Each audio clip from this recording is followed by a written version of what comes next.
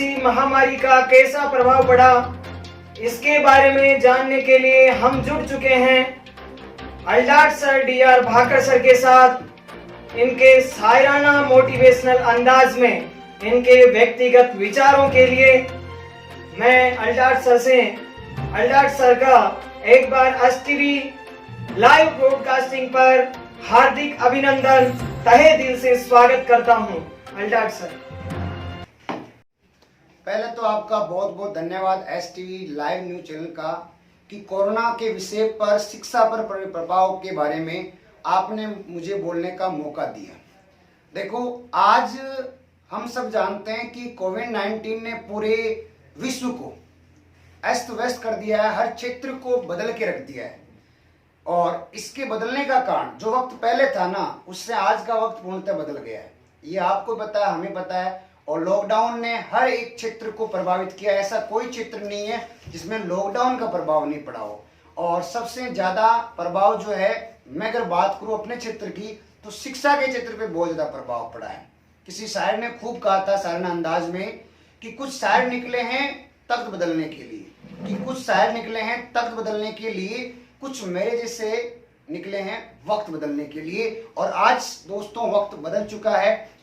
Corona virus ने पूरी दुनिया को अपने अंदर इस प्रकार से बसा लिया है जिसका अभी तक कोई सॉल्यूशन नहीं निकला है, परमानेंट कोई सॉल्यूशन निकला है। ऐसा कोई सॉल्यूशन, ऐसी कोई वैक्सीन अभी तक तैयार नहीं है जिसके द्वारा हम इस बीमारी से आजाद हो सकते हैं। WHO ने कहा है कि अगर हमें जीना है तो कोरोना के साथ जीना है, क्योंकि आज भी कई ऐसी बीमारियां हैं जिनका वैक्सीन नहीं है, फिर भी हम उनका रखरखाव या ध्यान से ही आगे बढ़ रहे हैं। तो देखो, शिक्षा की हम बात करें तो बात करें आज से काफी साल पहले की, तो जब हम स्कूल में पढ़ते थे तब की हम बात बताएं आपको, तो जब 1 या 2 दिन की किसी मांग को लेकर भारत में अगर हड़ताल होती थी तो हम अखबारों में पढ़ते थे कि कल किसी मांग को लेकर किसी क्षेत्र में हड़ताल हो रही है। तो उस हड़ताल के अंदर हम देखते थे कि मार्केट या यात्रा वाले बसें सब बंद होती थी, अपने काम जो लोग थे वो बंद कर लेते थे। मगर एक शिक्षा का ऐसा क्षेत्र था जिसमें स्कूल या फिर हम देखते थे जितने भी इंस्टीट्यूट है, कोचिंग क्लास हैं, ये बंद नहीं करते थे। ना कोई लीडर बंद करवाता था, नेता बंद करवाता था, ना ही कोई अधिकारी बंद करवाता था, क्योंकि उनको पता था कि शिक्षा आज बहुत जरूरी है। अगर बच्चों की 1 या 2 दिन की शिक्षा खराब करें तो भारत शिक्षा के क्षेत्र में पीछे जा सकता है। तो किसी का भी शिक्षा से रोकने का कोई भी यहाँ पे लक्ष्य नहीं था। मगर लॉकडाउन की शुरुआत के बाद लॉकडाउन बढ़ते गया, आपको पता है लॉकडाउन 1, 2, 3 सबको ये आज तक कि लॉकडाउन 2 है तो 3 नहीं होगा, 3 है तो 4 नहीं होगा। अब लास्ट में ऐसी कंडीशन आ गई है कि धीरे धीरे आपने देखा कि सारे क्षेत्र खुल गए। मगर आज शिक्षा की जितने भी संस्थाएं हैं, स्कूल की हम बात करें, कोचिंग की हम बात करें या हम अकेडमियों की बात करें, तो ये सारी बंद है। ना कोई सोच रहा है। लोगों का ये मानना है कि शिक्षा जरूरी नहीं है। क्या मैं आपसे पूछना चाहता हूं कि आज शिक्षा जरूरी नहीं है क्या? आज आप देखो ट्रेनें कम चली है पर चली है। आज देखो आप किराना की दुकानें सब चल रही है। आज देखो आप जो सबसे सेहत के लिए घातक है, जिसे हम कहते हैं शराब, जो आबकारी विभाग था सबसे पहले उससे खोला गया। कहीं ना कहीं देखा जाए तो सरकार भी इसमें इतनी ज्यादा आपकी सीरियस नहीं है कि इंस्टीट्यूट को खोला जाए या बच्चों की शिक्षा पर प्रभाव या शिक्षा पर ध्यान दिया जाए। अगर ध्यान देते, अब बात रही लॉकडाउन की बात, 2-2.5 महीने लॉकडाउन हो रखे हैं।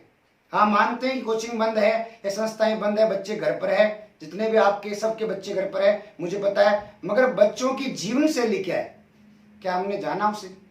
जीवन शैली क्या है? कोई नहीं जान रहा जीवन शैली के बारे में। मैं बताऊं हकीकत क्या है।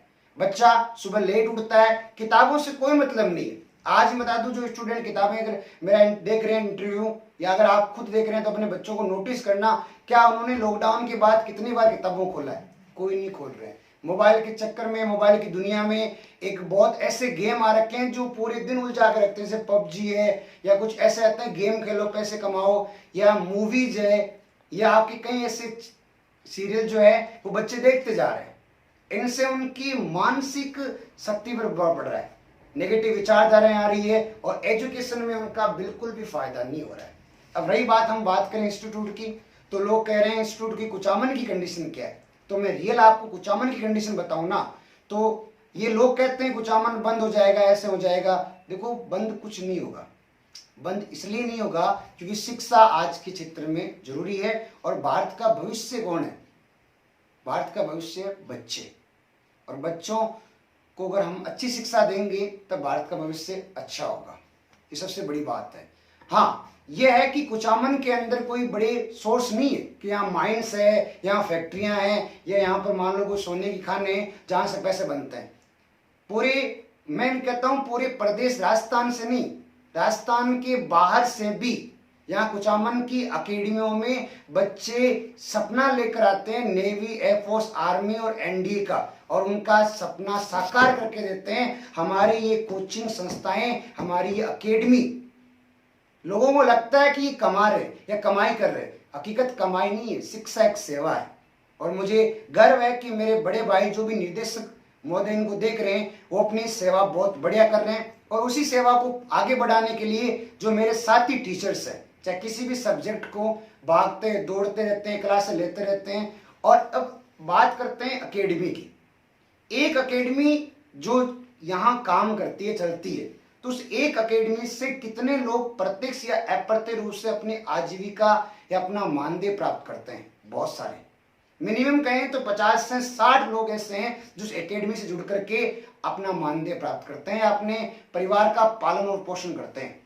आप देख लो, एकेडमी से जुड़े हुए कई सारे लोग, टीचर्स, काम करने वाले, वहाँ पे ड्राइविंग करने वाले ड्राइवर, और वहाँ से जुड़े हुए आसपास अगर कोई चाय की दुकान भी है ना, तो वो चाय का मान लो आपकी थड़ी लगाकर वहाँ के बच्चों को चाय पिलाता है और अपने परिवार का पालन पोषण करता है।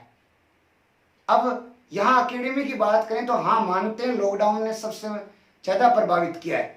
तो आज का मेरा उद्देश्य यह है कि जितना हो सके उतना जल्दी एकेडमियों को शुरू किया जाए, कोचिंग संस्थानों को शुरू किया जाए और आपकी स्कूलों को शुरू किया जाए। क्योंकि शिक्षा अगर पीछे रह गई तो हर काम पीछे रह सकता है, क्योंकि शिक्षा जरूरी है। इंसान की एज बढ़ रही है, आदमी दिन दिन बढ़ रहे हैं, एज घट नहीं रही, बढ़ रही है, मगर हम कर क्या रहे? आप नोटिस करो, जो बच्चा स्कूल जाता था पहले, वो आज के दिनों में क्या कर रहा है? अपना टाइम जो खराब ही कर रहा है, आगे नहीं बढ़ रहा है।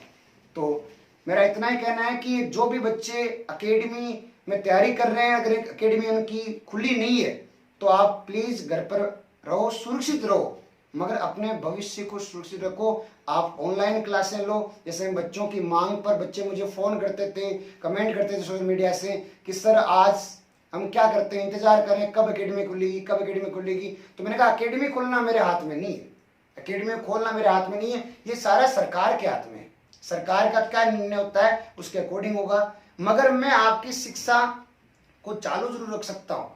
तो मैंने उसी को देखते हुए एक आपके ऑनलाइन स्टडी का चैनल बनाया, जो मेरे नाम पर मैंने रखा अल्डाट स्टडी, जिसके द्वारा मैंने कम से कम आपके 15+ वीडियोस अपलोड कर चुका हूं और काफ़ी सारे बच्चों का मुझे प्यार और मोटिवेशन मिल रहा है। तो दोस्तों या विद्यार्थियों जो भी है, जहाँ से भी है, क्योंकि ज्ञान कहीं से मिलता नहीं, ज्ञान को बटोरना पड़ता है। आपको जहाँ से मिले वहीं से बटोर लीजिए।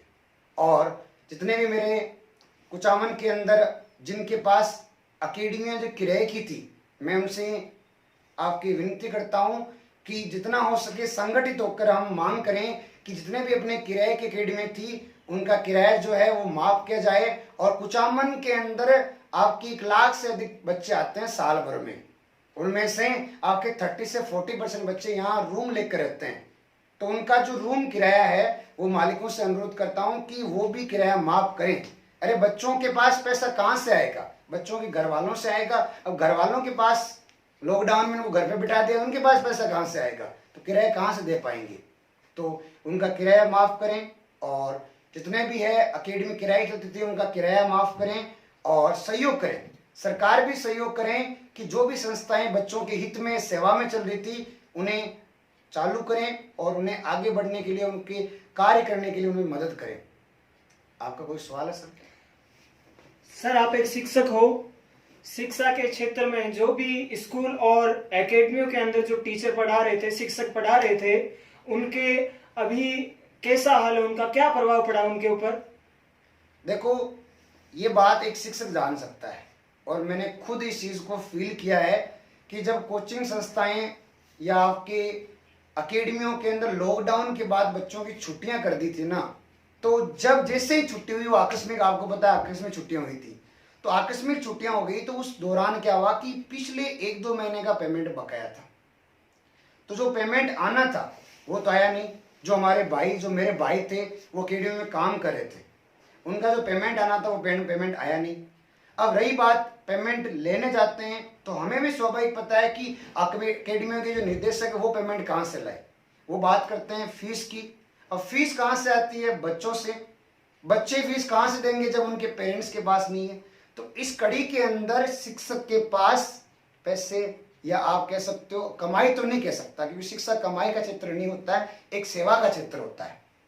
तो उनके परिवार की पालन पोषण के लिए जो मानदेय मिलता था वो बिल्कुल जीरो हो चुका है। ऐसी कंडीशन में जो उनकी सेविंग थी, उन सेविंग को निकाल कर वो अपने परिवार का या अपना खुद का पालन पोषण कर रहे हैं। ऐसी कंडीशन में उनका भविष्य एक सुई के ऊपर टिका हुआ है। अब उसमें यह है कि एकेडमी खुलेगी तो उनका भविष्य अच्छा हो सकता है, या उनका परिवार के अंदर उनको संघर्ष हो सकता है, नहीं तो उन्हें इस फील्ड को छोड़कर ऐसा फील्ड जाना होगा जहां पर उनको अपने आजीविका के लिए कुछ मानदेय प्राप्त हो सके। तो मेरे हिसाब से जो भी शिक्षक थे उनका जीवन अभी संघर्ष में चल रहा है, उनका संघर्ष में बहुत चल रहा है, क्योंकि अर्थ के बिना अगर सरकार चलाना मुश्किल है तो सोचो अर्थ के बिना घर चलाना कितना मुश्किल होगा। हाँ जी। कुछ ऐसे संस्थान है सर जो ऑनलाइन स्टडी करवा रहे हैं, तो मैं आपसे पूछना चाहूँगा कि कुछ ऐसे परिवार हैं, कुछ ऐसे मध्यम वर्ग के या नीचे वर्ग के कुछ ऐसे परिवार है जिनके पास ये ऑनलाइन स्टडी है वो नहीं पहुँच पाती, उनके ऊपर कैसा प्रभाव पड़ा? देखो, बात करें तो शिक्षा का उद्देश्य होता है कि इसमें बिना भेदभाव के सब तक पहुँचे, और शिक्षा का सबसे उद्देश्य ये होता है कि बिना भेदभाव के गरीब से गरीब बच्चे तक शिक्षा पहुँचे। आप सही कह रहे हैं ऑनलाइन स्टडी का। हाँ, मानते हैं कि ऑनलाइन स्टडी एक अच्छा साधन है और लोग भी कर रहे हैं, मगर ऐसे लोगों के पास नहीं पहुंच रही है जो साधन संपन्न नहीं है। तो हम उन विद्यार्थियों से यह अनुरोध करते हैं कि आपके पास अगर मोबाइल नहीं है या आपके पास संसाधन नहीं है ऑनलाइन स्टडी का, तो आप अपने जो भी फ्रेंड थे उनसे आप जुड़ो, एक साथ बैठकर आप ज़्यादा से ज़्यादा आप ऑनलाइन क्लासें लो, क्योंकि वक्त खराब करने का कोई मतलब नहीं। जो बीत गया सो बीत गया, सोचो भविष्य में क्या करना है। हम हाथ पर हाथ धरे नहीं बैठ सकते, सरकार पर हम निर्भर नहीं हो सकते। हम क्या होते हैं, सब कुछ सरकार पर निर्भर होते हैं या नेताओं पर निर्भर होते हैं कि सरकार करेगी, वो करेगी। अरे भाई, हम तो कुछ कर लें। तो वही बात है कि बच्चों को भी या ऐसे लोगों को भी उन्हें सपोर्ट करना चाहिए, जिनके पास सोशल मीडिया के संसाधन है या जिनके पास मान लो सुविधाएं हैं, उनको सपोर्ट करना चाहिए ताकि उन्हें आसानी से घर पर आपके ऑनलाइन स्टडी मिल सके। हाँ जी। अंत में आप सभी विद्यार्थियों और शिक्षकों को आपके माध्यम से क्या संदेश पहुंचाना चाहोगे? मेरे माध्यम से, मैं एक शिक्षक होने के नाते मैं अकेडमियों से के निर्देशक है उन्हें ये चाहता हूँ कि आप, हमें पता है आप संघर्ष कर रहे हो और संघर्ष में हम आपके साथ हैं। आप संघर्ष करो, हम आपके साथ हैं, कंधे से कंधे मिला रहे हैं। और शिक्षकों से भी मैं अनुरोध करता हूं कि जितने भी एकेडमी हैं उनसे हम भी इतना दाव नहीं कर सकते कि हमें जितना हो सके, जितना कम हो सके उन्हें कोऑपरेट भी करना है ताकि उन पर इतना भार ना पड़े कि भाई हो सके। और बच्चों से मैं कहता हूं कि ये दिमाग से निकाल देना कि कुचामन के अंदर एकेडमियां बिल्कुल बंद हो जाएगी, संस्थाएं बिल्कुल बंद हो जाएगी।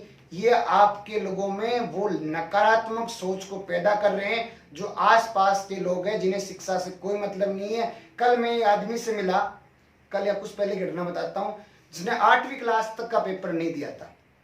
वो मेरे को कह रहा कि आपकी एकेडमी बंद हो जाएगी। तो फिर मैंने पूछा बंद कैसे होगी? बोला बंद हो जाएगी कोरोना के कारण। तो मैंने कोरोना बीमारी से बंद हो जाएगी, उसका सॉल्यूशन? बोला कि बंद हो जाएगी, हम कह रहे हैं। तो मैंने कहा आपके जैसे आप कहाँ काम करते हो? तो बोला हम किसी किराने की दुकान पर सेलिंग का काम करते हैं। मैंने कहा आपका काम बंद हुआ क्या? बोला नहीं हुआ। तो मैंने कहा काम सारे चलने, मगर सोशल डिस्टेंसिंग और अपने आप की देखभाल करके, अपने आप को सुरक्षित करके, ये मानकर कि अगला व्यक्ति कोरोना पॉजिटिव है, सतर्कता के साथ सारे काम चलने हैं। हाँ, एजुकेशन एक ऐसा क्षेत्र है, संस्था है क्षेत्र जहां सोशल डिस्टेंसिंग रहने की संभावना कम है, इसलिए सरकार इसे सबसे देरी से खोल रही है, मगर जब भी खोलेगी मैं ये कहता हूं आपके संस्थाओं के निर्देशकों से या जो भी मेरे साथी भाई है उनसे कि हमें सोशल डिस्टेंसिंग का पूरा ध्यान रखना है, ताकि हम बच्चों का भविष्य निर्माण में उनका आगे बढ़ा सकें और हम इस कुचामन की जो कह सकते हैं आपके आन बान शान पूरे भारत में उन्हें बरकरार रख सके। तो जय हिंद। STV लाइव ब्रॉडकास्टिंग पर आपका बहुत बहुत आभार, बहुत बहुत धन्यवाद।